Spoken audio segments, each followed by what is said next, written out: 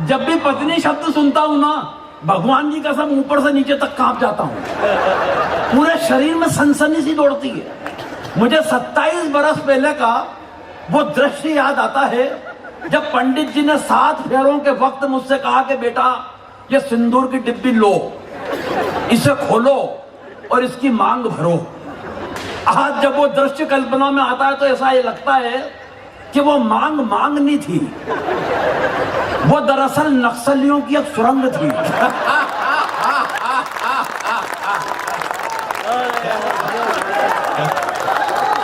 महिलाएं अपने पति को भगवान की तरह पूजती हैं, मगर मजाल कि उस भगवान को कोई दूसरा पूज ले। बहुत अच्छे भाई, कितनी दर्द। बहुत अच्छे गोविंद। आरती उतार देती है उसकी। सच बता रहा हूं, अभी पार्थ नवीन मेरे से पूछ रहा था, भाई साहब पत्नी इज्जत नहीं करती, क्या कारण है? मैंने कहा भाई पार्थ ये तो नहीं मालूम कि क्या कारण है, लेकिन ये बात तूने मुझसे पूछकर जो मुझे इज्जत दी है, मेरी 7 पीढ़ी तेरी शुक्रगुजार रहेगी। बोले भाई साहब क्या आपकी भी नहीं करती? मैंने जो जवाब दिया थोड़ा इंटरनेशनल जवाब है, बस यहां से दिमाग लगा के सोच लेना कि मैं क्या कहना चाहता हूं। बोले भाई साहब क्या आपकी भी नहीं करती? मैंने कहा पार्थ एक बात ध्यान रखना, हिंदुस्तान में अगर रुपए का मूल्य गिरता है तो उसकी गिरावट हर प्रांत में अलग अलग नहीं होती। बहुत अच्छे गोविंद। अरे सच बताओ, बोले क्यों नहीं करती? मैंने कहा बेटा एक बात ध्यान रखना, जब कोई लड़की मायके से विदा होकर ससुराल में आती है, अपने पिताजी को छोड़ के आती है तो बदले में ससुर साहब मिलते हैं। माँ को छोड़ के आती है, बदले में सासू माँ मिलती है। बहन को छोड़ के आती है, बदले में ननंद मिलती है। भाई को छोड़ के आती है, बदले में देवर मिलता है। मगर ऐसा क्या छोड़ा कि तुम और मैं पल्ले पड़े? बोले भाई साहब ऐसा तो कुछ भी नहीं छोड़ा। मैंने कहा फिर एक बात समझ ले बेटा कि जो चीज भोकट में मिली है उसकी इज्जत कौन करता है? तालियां कम है आपकी। वाह। मैं तो सच बता रहा हूं भगवान की कसम, जब कोई पति पत्नी की कविताएं यहां से सुनाता है ना शैलेश भैया, इस पे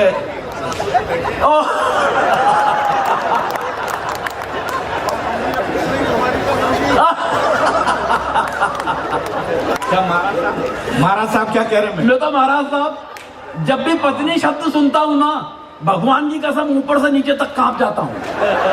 पूरे शरीर में सनसनी सी दौड़ती है।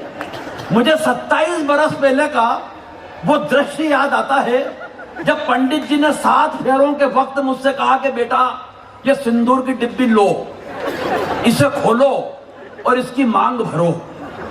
आज जब वो दृश्य कल्पना में आता है तो ऐसा ये लगता है कि वो मांग नहीं थी, वो दरअसल नक्सलियों की एक सुरंग थी।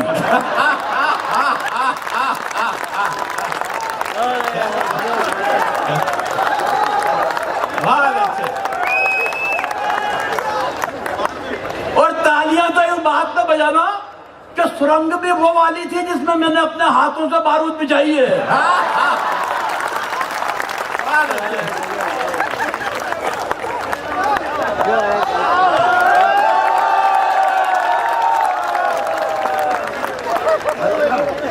भाई गोविंद ये बहुत ही भाई आजाद इसलिए उठ के आए हैं कि मैं उनके बारे में 2 शब्द कहूं। लेकिन कमाल कवि है, पूरे देश की यात्रा कर रहे हैं।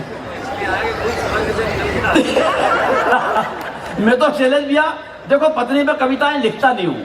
पत्नी पे कविता वो लिखता है जो कुंठित होता है, जिसकी अपनी पत्नी से अंडरस्टैंडिंग ठीक नहीं होती। अंडरस्टैंडिंग के मामले में मैं और मेरी पत्नी लाजवाब।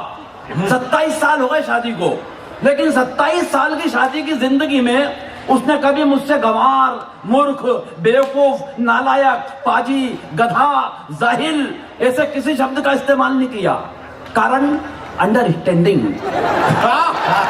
इतनी कमाल की है, इतनी कमाल की है कि बस वो नजर भर देखती है और मैं समझ जाता हूं इनमें से क्या कह रही है।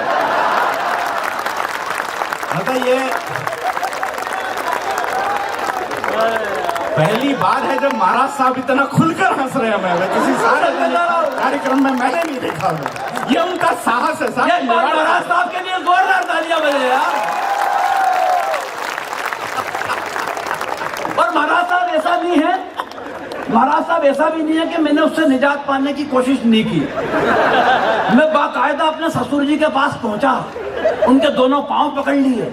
मैंने कहा क्या आइटम थमाया है, जिंदगी दुश्वार करके रख दी, परेशान करके रख दिया, ना जीने में ना मरने में। भाई साहब मेरी सारी तकलीफ उन्होंने सुनी, फिर मुझे एक कोने में लेके गए और कोने में ले जाने के बाद जो उन्होंने एक पंक्ति बोली, उस पंक्ति को सुनने के बाद मैं अपना सारा दुख दर्द तकलीफ कष्ट वेदना यातना सब भूल गया और मुझे उनसे सिंपैथी हो गई। वो मुझे कोने में ले जाके बोला बेटा मेरी सोच, मेरे पास तो इसकी भी माँ है।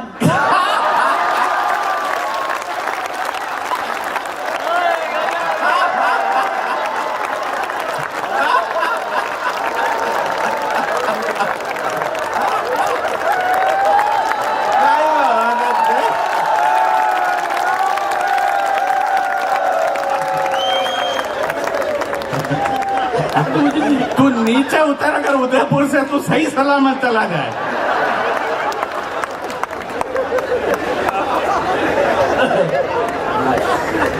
सही बता रहा हूँ साहब। आजाद भाई बात कर रहे थे आतंकवादियों की।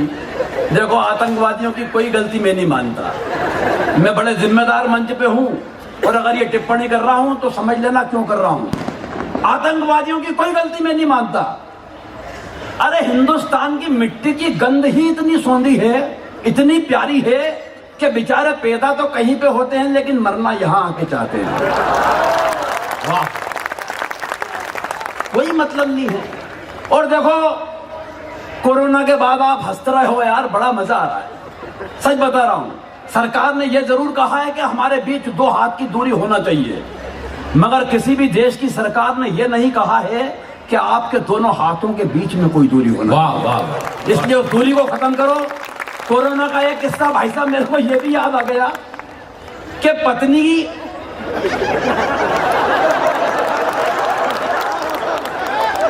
यार तुम्हारी हालत ये हो गई कि मारो कहीं लगे वहीं।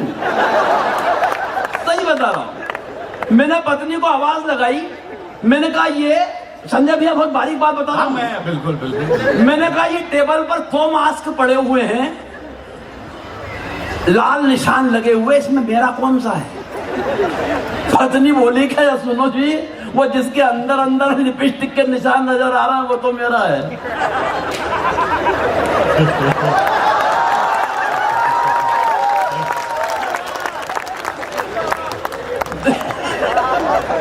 सच बता रहा हूं, वक्त की कमी है और ये बताने के लिए भी वक्त नहीं है कि वक्त की कमी है। इसलिए एक व्यंग की कविता आपके बीच पढ़ता हूं। ये सारा किस्सा सारी रात चल सकता है, व्यंग सुनिए। स्वागत। व्यंग होता क्या है, बस 1-2 उदाहरण में समझ लीजिए। कई पार्टियों की बातें यहां से की गई। राहुल गांधी जी और मोदी जी एक पार्टी में टकराए, बहुत अगर ये बात समझ में आ गई तो व्यंग समझ में आ जाएगा। एक पार्टी में नुक्कड़ सभा में टकराए, मोदी जी से राहुल गांधी जैसे ही टकराए तो मोदी जी ने बड़े अभिमान के साथ कहा, तू क्या जानता है मेरे बारे में? 7 करोड़ फेसबुक फॉलोअर्स है मेरे। कितने? 7 करोड़। राहुल गांधी बड़ी सहजता से बोले तो क्या हुआ, लिखते तो सब मेरे बारे में ही है। तालियां कम हैं। देखो कई पार्टियां आएंगी, कई चली जाएंगी देश में। ये एक बारात है जिसमें दूसरी पार्टियां शामिल होती है, बस रहेंगी 2। मैं भी इशारा से बताता हूं कौन 2। ये समझ लो 2 बिस्किट हैं। एक बिस्किट पुराना है जो आजादी के वक्त लॉन्च किया गया, पार्ले जी, यानी एक बिस्किट हो गई पुरानी पार्टी, जिस पर उसी टाइम एक पप्पू का फोटो भी बना दिया गया।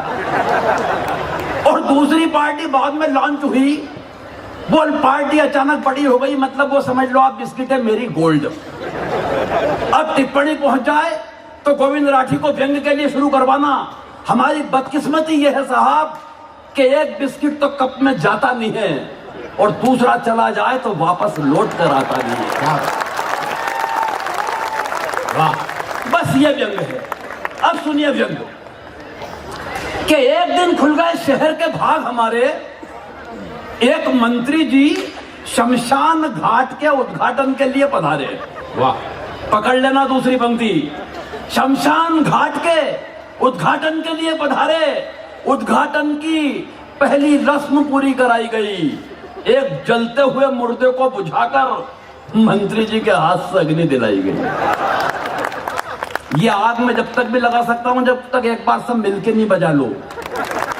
मैं मुर्दे को झुलस भी सकता हूं।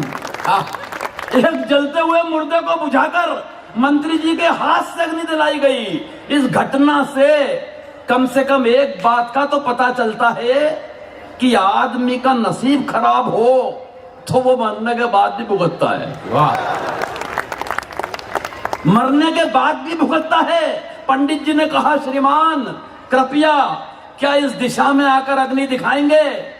और एक पंक्ति उनको समर्पित करता हूं साहब, जिन्होंने इस देश में कविताओं की अलख जगाई, टीवी के माध्यम से जिन्होंने कई चैनलों पर कविता के लिए नए युवाओं को तैयार किया कि कविता क्या होती है। एक पंक्ति आदरणीय श्री रजिया को समर्पित कर रहा हूं। पंडित जी ने कहा, श्रीमान कृपया क्या इस दिशा में आकर अग्नि दिखाएंगे? मंत्री जी भन्ना कर बोले, आग कहां और कैसे लगानी है मुझे क्या आप समझाएंगे? ये बहुत अच्छी पंक्ति थी, इस पर तालियां कम बजी आपकी। आग कहां और कैसे लगानी है ये क्या आप हमें समझाएंगे? अरे हम इस हिंदुस्तान की राजनीति को बरसों से झेल रहे हैं। रोजाना विरोधियों के साथ तरह तरह की आग से खेल रहे हैं। और पंडित जी आप तो बुजुर्ग हैं, आपको तो कम से कम ये बात समझ में आनी चाहिए कि आग दिशा देखकर नहीं, आग तो हवा का रुख देखकर लगानी चाहिए। वाह वाह। अरे इन मुर्दों से निपटने की हमारी समझ को आप बेवजह नजरअंदाज कर रहे हैं। अरे पंडित जी, वो हम ही तो हैं जो 77 बरस से इन मुर्दों पे राज कर रहे हैं। 77 बरस से इन मुर्दों पे।